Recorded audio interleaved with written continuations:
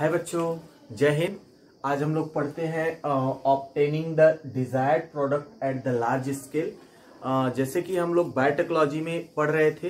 Biotechnology में हमने अब तक पढ़ा कि कैसे रिकॉम्बिनेंट डीएनए को होस्ट सेल में ट्रांसफर करते हैं। अब होस्ट सेल में ट्रांसफर करने के बाद रिकॉम्बिनेंट डीएनए को तो हमको डिजायर्ड प्रोडक्ट बनाना है। तो अगर इस प्रोडक्ट को कम अमाउंट में बनाना है तो कोई दिक्कत नहीं है, तो हम बना लेंगे। लेकिन यदि इसको लार्ज स्केल पे बनाना है, आई मीन इंडस्ट्रियल स्केल पे बनाना है, मतलब ज्यादा संख्या अमाउंट में बनाना है, तो बहुत ज्यादा अमाउंट में बनाना है, तब हम क्या करेंगे? तब उसके लिए हम बायोरिएक्टर का यूज करते हैं। तो इसलिए इस टॉपिक में हम देखने वाले हैं बायोरिएक्टर क्या है। तो बायोरिएक्टर को हम मशीन कहते हैं और उस मशीन के सहायता से हम एक लार्ज स्केल पर प्रोडक्ट का फॉर्मेशन करते हैं।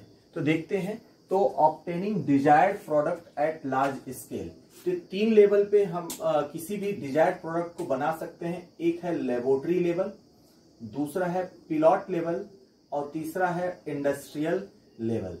तो लेबोरेटरी लेवल की अगर हम बात करते हैं, लेबोरेटरी लेवल का मतलब होता है बहुत कम अमाउंट पे एक्सपेरिमेंट करने के लिए अगर किसी प्रोडक्ट को हम बना रहे हैं तो वो लेबोरेटरी लेवल हो गया, मतलब लेबोरेटरी में बना रहे हैं। तो लेबोरेटरी लेवल पर किसी भी प्रोडक्ट बनाने के लिए कुछ चीजें बहुत ज्यादा इसेंशियल होती हैं, जैसे टेम्परेचर का कितना सुटेबल टेम्परेचर क्या होना चाहिए, पीएच क्या होना चाहिए, साल्ट क्या होना चाहिए, मतलब उसका ऑप्टिमम कंडीशन बहुत ज्यादा रिक्वायर्ड होता है। तो लेबोरेटरी लेवल पे किसी भी प्रोडक्ट को हम बहुत बहुत बहुत कम अमाउंट में बनाते हैं, मतलब खुद के यूज के लिए हम प्रोडक्ट को लेबोरेटरी लेवल पे बनाते हैं। तो दूसरा पिलॉट लेवल है। तो पिलॉट लेवल की अगर हम बात करते हैं तो लेबोरेटरी लेवल से थोड़ा ज्यादा हम बनाते हैं, जब इसको कहते हैं पिलॉट लेवल, इसको कहेंगे पिलॉट प्लांट लेवल या पिलॉट लेवल कहते हैं। लेबोरेटरी से थोड़ा सा ज्यादा और इंडस्ट्रियल लेवल से कम कहलाएगा पिलॉट लेवल। तो ये पिलॉट लेवल, इसमें जो है अगर इसके एसेंशियल कंडीशन की बात करें तो यहां पर ग्रोथ एजिटेटर सिस्टम या ऑप्टिमम ग्रोथ कंडीशन रिक्वायर्ड होगा। तो नेक्स्ट होता है इंडस्ट्रियल लेवल। इंडस्ट्रियल लेवल का मतलब एक लार्ज स्केल पर अगर हमको प्रोडक्ट बनाना है, मतलब बहुत ज्यादा स्केल पर या बहुत ज्यादा अमाउंट में प्रोडक्ट बनाना है, तो हम इंडस्ट्रियल लेवल को यूज करेंगे। और इसी इंडस्ट्रियल लेवल में बायोरिएक्टर का यूज किया जाता है। किसी भी प्रोडक्ट को अगर इंडस्ट्रियल लेवल पे बनाना है तो हम बायोरिएक्टर के सहायता से बनाएंगे। तो आप याद रखेंगे, लेबोरेटरी मतलब वेरी स्मॉल, पिलॉट मतलब लेबोरेटरी से ज्यादा और इंडस्ट्रियल से कम, और इंडस्ट्रियल लेवल का मतलब बहुत ज्यादा अमाउंट में किसी भी प्रोडक्ट को बनाना।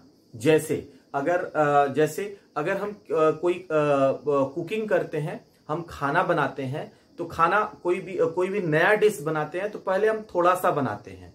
जैसे कोई भी कुक होता है या आप ही अगर आप अपने किचन में अगर कोई नया डिश बनाते हैं तो पहले 1-2 लोगों के लिए या खुद टेस्ट करने के लिए या 1-2 लोगों को टेस्ट करवाने के लिए उसको हम प्रिपेयर करते हैं। तो थोड़ा थोड़ा रॉ मटेरियल यूज करके हम एक नया डिश तैयार करते हैं और फिर इस तैयार करने के बाद उसको चेक करते हैं कैसा है, और अगर वो स्वादिष्ट होता है तो अब एक्सपेरिमेंट हो चुका है, मतलब जो है लेबोरेटरी लेवल पे हम काम कर चुके हैं। अब इसके बाद क्या करेंगे? अब आप उस डिश को पूरे घर को खिलाना है।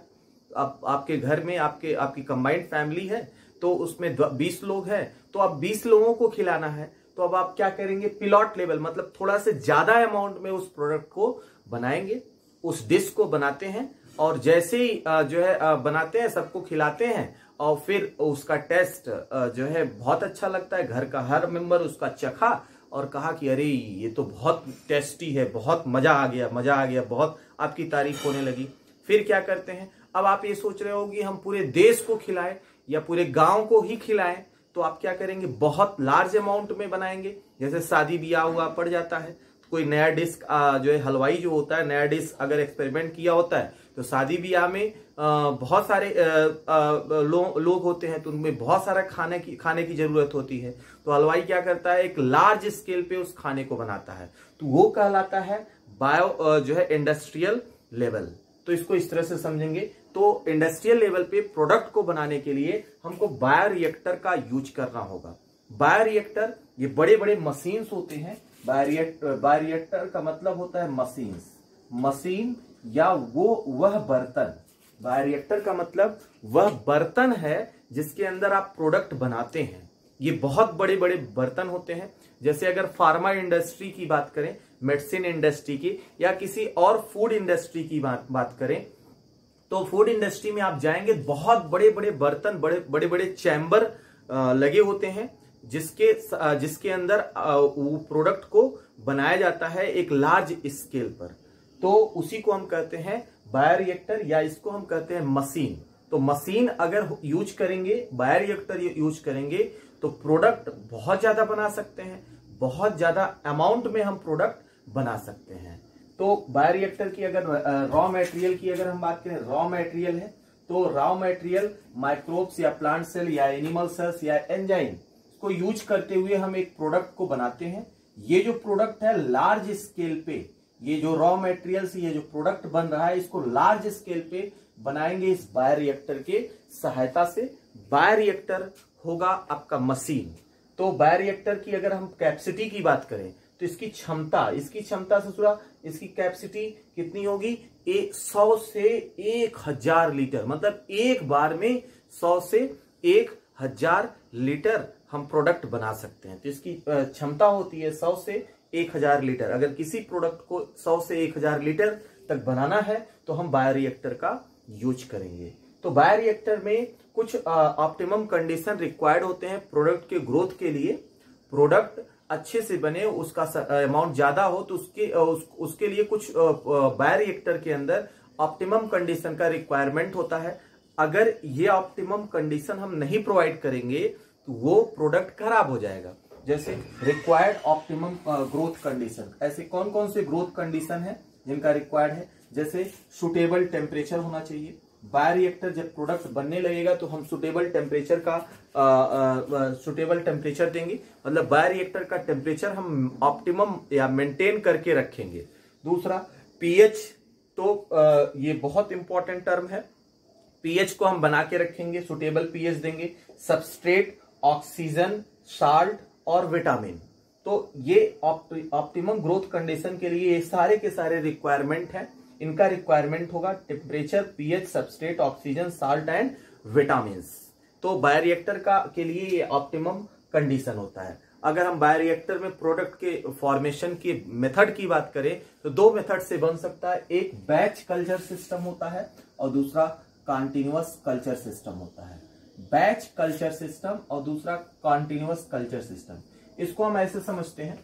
तो बैच, किसी भी प्रोडक्ट को आप थोड़ा थोड़ा करके बैच के फॉर्म में बनाते हो। जैसे मान लीजिए जो है 1 किलो रॉ मटेरियल लिया और उसको जो है उसको बायोरिएक्टर में डाल दिया, और फिर इसके बाद प्रोडक्ट जब बन गया उसको निकाल लिया, निकाल के एक्सट्रैक्ट कर लिया, फिर से दोबारा 1 किलो प्रोडक्ट लिया, फिर से जो है डाला और फिर प्रोडक्ट बना, फिर उसको निकाला, तो ये कहलाता है बैच सिस्टम। तो बैच सिस्टम और दूसरा कॉन्टिन्यूअस सिस्टम क्या होगा? तो कॉन्टिन्यूअस सिस्टम में क्या करते हैं? तो कॉन्टिन्यूअस सिस्टम में एक तरफ से, एक साइड से रॉ मटेरियल डालते जाते हैं और दूसरे साइड से रॉ प्रोडक्ट को निकालते जाते हैं। तो एक तरफ डालेंगे, दूसरे तरफ से निकालेंगे। डालना निकालना, डालना निकालना, डालना निकालना, मतलब एक तरफ से डालेंगे, दूसरे तरफ से प्रोडक्ट को एक्सट्रैक्ट कर लेंगे। तो ये कॉन्टिन्यूअस सिस्टम होता है। जैसे अगर आटा पीसने वाली चक्की देखें, 2 तरह की होती है। तो 2 तरह, अगर आपको 100 किलो आटा पीसना है तो छोटी चक्की है आपके पास, अगर 100 किलो आटा पीसना है तो आप क्या करते हो, 10 किलो एक बार गेहूं को डाल देते हैं चक्की में। अब वो चक्की उस गेहूं को पीस करके आटे को बाहर करता है। फिर जो है 10 किलो आटा बाहर निकल गया, फिर नेक्स्ट स्टेप में फिर से 10 किलो डालते हैं। तो इस तरह से 10 बार डालेंगे तो पूरा गेहूं पिस जाएगा, आटा बन जाएगा। लेकिन अगर हम बड़े चक्की का यूज करते हैं तो 100 किलो एक साइड से हम जो है गेहूं को डालते जाते हैं और दूसरे साइड से वो आटा निकलता चला जाता है। तो ये होता है कॉन्टिन्यूअस सिस्टम। तो बायोरिएक्टर 2 मेथड से काम करता है, कॉन्टिन्यूअस सिस्टम और दूसरा बैच सिस्टम। अगर हम कॉन्टिन्यूअस सिस्टम की बात करते हैं, तो बैच सिस्टम की बात करते हैं, तो इसमें सॉलिड और लिक्विड दोनों तरह के मीडियम को यूज किया जा सकता है, लेकिन कंटिन्यूअस सिस्टम में केवल लिक्विड मीडियम को यूज करते हैं। तो बैच सिस्टम में हम सॉलिड और लिक्विड दोनों मीडियम को यूज करते हैं, बट बैच कंटिन्यूअस सिस्टम में हम केवल लिक्विड मीडियम का यूज करते हैं। तो जो है यहाँ पे क्वेश्चन आता है कि मोस्ट फ्रिक्वेंटली यूज्ड बायोरिएक्टर कौन सा है, सबसे ज्यादा यूज होने वाला बायोरिएक्टर कौन सा है? तो that is the steered tank bioreactor. Steered tank bioreactor सबसे ज्यादा यूज होने वाला बायोरिएक्टर है।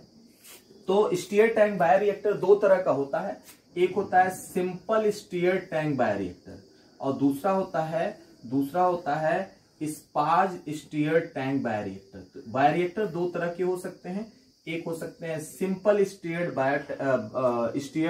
टैंक बायोरिएक्टर और दूसरा होता है spas steered tank bioreactor. NCERT में दोनों का फोटो बना के दिया है, तो इस पे बहुत फिलहाल नीट के एग्जाम पे कुछ ज्यादा क्वेश्चंस नहीं आए हैं। यहाँ पे एक क्वेश्चन जो अभी तक मैंने देखा है, तो यहाँ पे जो है सिंपल स्टीयर्ड टैंक पे एक शैफ्ट लगाता है, शैफ्ट होता है बीच में जिससे ब्लेड लगा होता है, तो उसको एजिटेटर सिस्टम कहते हैं।